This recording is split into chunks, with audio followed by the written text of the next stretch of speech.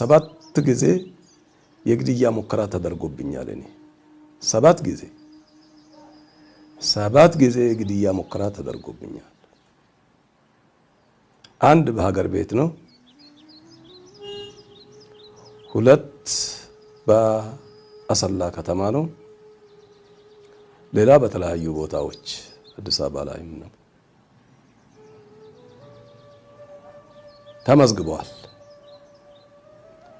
7 ጊዜ የግድያ ሙከራ ተደርጎብኝ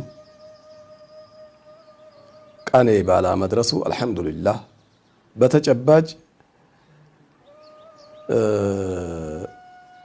ጥርጣሬ ሳይሆን በተጨባጭ ያወቅኩት ነው። መግሪብ እየሰገድኩኝ በቤቴ ጾም ውዬ ሸዋል ጾም ውዬ መግሪብ እየሰገድኩኝ በዚህ በአዲስ አበባ ቤቴ ማለት ነው 3 ወታደሮች ግር ብሎ ይገባሉ። ሲገቡ እኔ መግሪብ እየሰገድኩኝ ነው። ሼክ ሐጂ ኢብራሂም ቱፋ ይላል። ትግሬ ነው። ሼክ ሐጂ ኢብራሂም ቱፋ ይልና ቀጥ ብሎ እየሰገድኩኝ አጠገቤ ይቆማል። አወቅኩኝ በድምፅ ሰግጄ ጨረስኩኝ። ሰግጄ ጨርሼ ሲሰላመት ሐጂ ይነሱ ይለኛል። ወዴት? የሆኑ ሰዎች እዚህ በራፍ ላይ ሊያነጋግሮት ይፈልጋሉ ይለኛል። እንደዛ ነው? አዎ አውቃለሁ። ጾም ነው የዋልኩኝ። እስኪ ላፍጥር ባካችሁን፣ ይኸው አይታችኋል ፊት ለፊታችሁን፣ እናንተም ቅመሱ ላፍጥርና አይደል አይቻልም ይላሉ። ኧረ ባካችሁም ጾመኛ ነኝ ላፍጥር። በፍጹም አይቻልም። እሺ ትንሽ ልቅመስ። በፍጹም አይቻልም። እሺ ልብስ ልቀይር። የምታዩት ልብስ የብርድ ልብስ ነው የለበስኩት። አረው ካቦርት ነው ለብርድ ብዬ የለበስኩት። ልብስ ልቀይር። እሺ በፍጹም አይቻልም። መቅመስም አይቻልም። መጠጣትስ አይቻልም። ልብስ መቀየርስ አይቻልም። ልጆቼ ቤተሰቦቼ ያለቅሳሉ።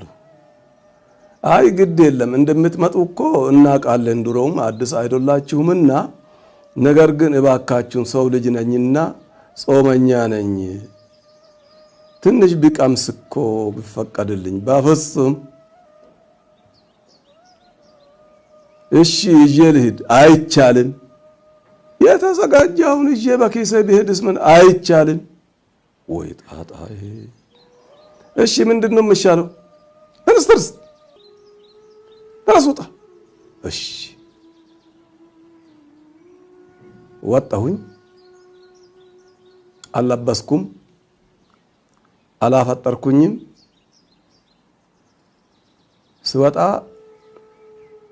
ትንሿ መኪና በራፌ ላይ ትቆማለች። ግባ ተባልኩኝ።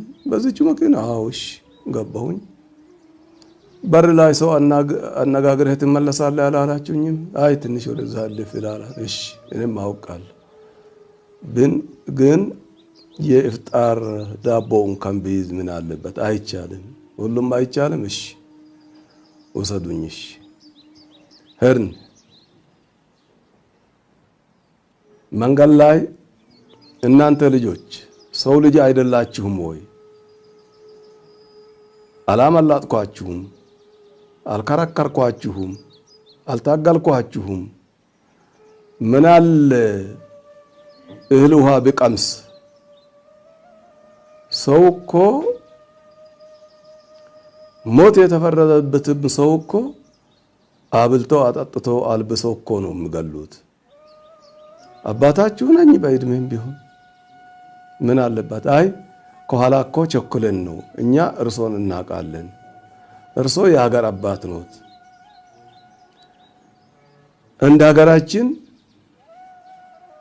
ቀንደኛ ሽማግሌ ሳይሆን አንደኛ ሽማግሌ እንደሆናችሁ እናውቃለን፣ የሀገር ሽማግሌ እንደሆናችሁ እንረዳለን ይሉኝ። ለዚህ ነው ክብር ቦታ የምትወስዱኝ አልኳቸው። ሳቁብኝ። መንገድ ላይ እኮ እየተነጋገርን ነው። አዎ የተከበርኩኝ ቀንደኛ የሀገር ሽማግሌ ነኝና አሁን ለዛ ለሚገባ ቦታ እየወሰዳችሁኝ ነው ታዲያ አልኳቸው። አይ ታዘን ነው። በነገራችን ላይ እኛ ከረመዳን በፊት ነበር እርሶን እንድንይዝ ያቀድነው።